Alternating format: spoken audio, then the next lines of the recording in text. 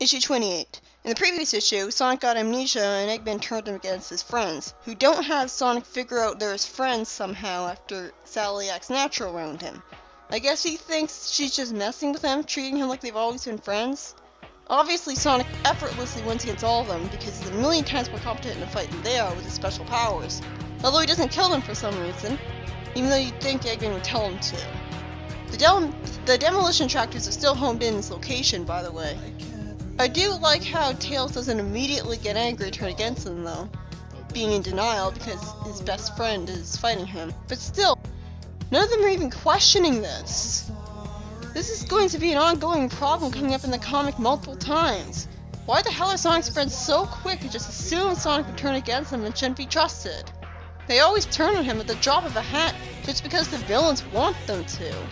And it's hard for me to buy that they have a close bond with him and a lot of genuine faith in him if it's so easy for them to just turn against him. Eggman complains that the Freedom Fighters have a low-level jammer preventing him from homing in on the signal from Sonic's transmitter. How did they do that? Seriously, how? And then Eggman loses the reception completely. Everyone ambushes Sonic in the dark. Wait, how did he get here? Wasn't he just fighting the Freedom Fighters? But yeah, everyone ambushes Sonic in the dark, with Sally's old trainees helping as well. Antoine's literally trying to fight him with a sword? Was he trying to kill him? He doesn't know swords can't be put on stun, right? Sonic's still able to fight really well because of both the sounds people are making giving their location away and his super speed. But then he fortunately gets knocked out from another hit on the head when he's not looking. Logically, this should have caused even more brain damage instead of curing him of his amnesia. But this is a common plot device in fiction, so whatever. Fortunately, this somehow flips a switch in all the Freedom Fighters that magically make them stop being against him and realize he wasn't really an enemy all along. As he wakes up to his friends being concerned about him, Sally thinking for some reason asks if he remembers what happened. Seriously, this is the real problem with the story, not the crazy, illogical amnesia thing. I'm glad this depressingness is finally done and over with, but I'd sure like to know how. This way it just feels cheap. What the hell happened after Sonic was knocked out? The day is saved when Sonic and his friends lure Eggman's tractors off a cliff instead of Knothole Village, and Sonic says that Robotnik will believe they led him into a decoy tunnel instead of him being originally in the real tunnel that led to Knothole. The next story was led right into by the first, and I actually really like how Tails is reacting here, at least in concept. He's obviously still really upset by Sonic attacking him earlier, and is acting angry to hide the fact that he feels hurt and sad and betrayed. Even though he knows Sonic was under Robotnik's control, it's still not going to magically make him fine with the experience of his big brother turning against him and beating him up. He would be more sympathetic if we saw him cry from that though, instead of barely seeing him at all after the experience until now when he's just acting angry. When Sonic says, "You know how tricky old Rubberbots can be, pal," talking as if Tails has always had a side fighting Eggman and would be very familiar with how his plans are, this sets him up as he lets it slip out that he's been feeling like he hasn't been treated like he belongs for quite some time. This is an interesting development to his character, although it definitely could have been written more naturally instead of seeming to come out of nowhere. I think the reason he feels this way is because for a long time, he's been treated like his age has inherently been making him inferior and incapable of handling the action, being coddled and treated patronizingly as a result, as if he's just a kid they're raising, instead of a genuine part of the team. This was shown when Sonic lectured him on coming with him looking for the Water Freedom Fighter Emerald because it was too dangerous, showing that he's not allowed to go on dangerous missions all the time. And not to mention Sally reads bedtime stories to him. I can understand Tails feeling like he doesn't actually get treated like he belongs because he's very clearly treated differently because of his age. Tails even says here, "They treat me like a baby." The problem with this though, is that Tails has been increasingly more often told to do important things for them rather than just told to stay at home. He was allowed to fly around outside the island in the Sonic Spinball adaptation so he could grab and save Sonic. He was allowed to fly around as a trained spy in the Sonic CD adaptation. He was allowed to come with Sonic on the issues with Knuckles in it as if it was no big deal.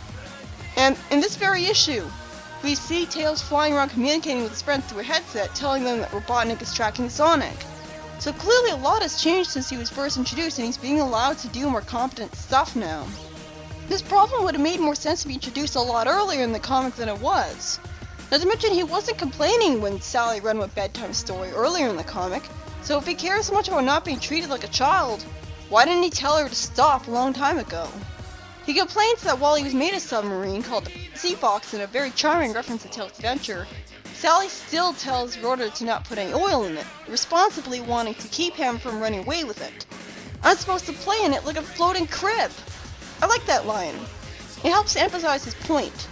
By the way, the Sea Fox is stated to have made its first voyage in the Sonic Triple Trouble special, which was released right after this issue, and thus would chronologically take place before issue 28 and issue 27, because issue 28 basically is led right into by issue 27. So, I have no idea why it's first introduced to us here and not before this issue. I don't know why the Trouble special was released before. It should have been released before issue 27. But either way, that's why I'll be looking at the Triple Trouble special right after this one, because it was released afterwards. Tails explains, looking happy, that he cleaned up an oil-soaked seagull and filled it with oil that way. And with that, he uses the submarine to run away from home. I understand that he's really sick of the way he's treated by his friends. However, he's still being stupid here. He needs the freedom fighters looking after him. So running away isn't going to solve anything. Not to mention he's being very disloyal to them, easily abandoning them like that. Reminds me of someone we'll meet later. How does he expect to fight Robotnik all by himself, when every time he's tried so far, he's screwed up? Is he still planning to fight him at all? This is one of the stupidest things Tails has ever done. And he's a genius later in the comic. Then we cut to Robotnik bragging that installing a hidden camera on a tree for no reason whatsoever has paid off, because he was able to see Tails running away and track him down. This is very contrived writing. Eggman says that he still has a leftover robot duplicate from his recent war with Sally, and says that they are indistinguishable from real animals, which he hates. Why the hell did he say real animals when Mobians are people, not real animals? That's confusing terminology. It's like calling a person an ape because people come from apes, and not as an insult metaphorically speaking, but calling him a literal ape. Literally. I mean, this is a world where Mobians and humans have lived together since the caveman days. You'd think it would become normal at this point that Mobians are not referred to as literal, real animals. Tails complains that the island he's going to isn't on his charts. Who made the charts? Rotor? Why didn't he run into this island? Actually, this gets explained, so credits to the writing there, I guess. And Tails gets lured to the island by hearing someone scream for him, which at least shows that he's still a hero after abandoning the freedom fighters. Let me guess, he's interrupted in this panel by getting captured, right? Oh, actually he's not, although that certainly sucked for him with no one to save him, so I guess it couldn't have happened. Instead, he meets and falls in love with a female fox Mobian called Fiona. And we see a whole romantic montage after she gets untied from the tree. I'd ask why Tails isn't confused about why she was tied up instead of roboticized, since Eggman would have nothing to gain from just tying her up. And neither would any of his robots, but he's obviously too distracted to think right now. And of course, as Eggman revealed, this was a trap all along. I find it pretty annoying that Eggman describes the feeling of not being able to warn someone they're in danger in fiction as the MacGuffin. Everyone knows the MacGuffin is a plot device you collect like a Chaos Emerald. And this doesn't work as Eggman being wrong is a joke, because the audience would have no way of knowing he was wrong in the first place. So this was just misinformation, unintentionally so. Tails gets captured because it turns out Fiona was a robot duplicate all along. Why did Eggman think to make a robot duplicate of Fiona in particular? Don't know. Naturally, Tails starts crying and panicking because the girl he fell in love with was a robot planning on roboticizing him. Does Eggman really have to break the fourth wall again? Whatever. He explains that the entire island was mechanical, an interesting concept. So they actually do give an explanation for why the island wasn't on Rotor's charts. It's very, very recent. And that Tails is sitting in a roboticizer. and then it looks like he's hit with something that makes him vanish in a yellow light or something, as Eggman gloats and the robot says he's done for. And just like that, the issue ends in another dickish cliffhanger. The second story was written by Mike Gallagher and the first by Ken Penders. And as I said in the previous issue, I couldn't stand this whole story because it was so depressing seeing Sonic get himself in huge trouble with his friends and be treated like a feared enemy by them. And so easily at that, after being tricked by Eggman. But the most infuriating thing of all is that there's no proper ending to the whole conflict, because Sonic just gets knocked out, and we don't get to see what happened after that. So we never find out why Sonic's friends magically go back to being on his side and trusting him. He's their enemy, he gets knocked out, and then suddenly everyone likes him again? I'm glad things are back to normal, but this easily, with no explanation? I feel robbed. That was not a proper conclusion to the conflict. Again, I love the concept of Sonic getting amnesia and being manipulated by Eggman, but it's a shame that it was wasted like this. And with the Tails story, while it does develop Tails' character by having him finally be realistically annoyed with and hurt by being treated like a baby by his friends, we never got to see him being treated like that in the issue itself. He's not set off by Sonic saying, "It's too dangerous," or something, so it seems to come out of nowhere. Everything from him running away from home to the way he acts being fooled by the robot duplicate, which Eggman thought to make of a random nobody for some weird reason. It just makes Tails look like a brainless moron the whole time. It offends me at this point in the comic, Tails' whole personality is that he's a bumbling idiot. He's there to be cute, but make really stupid mistakes, in direct contrast with the fact that he's supposed to be a genius.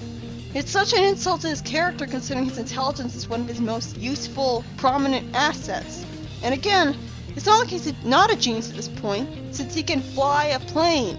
So how has no one figured this out yet? Not to mention I was really disappointed by the way him falling in love with Fiona Duplicate was handled, because we just see a dialogueless montage. We don't actually see the personality of the robot duplicate, if it was faked or not. We don't get any sort of development on her character.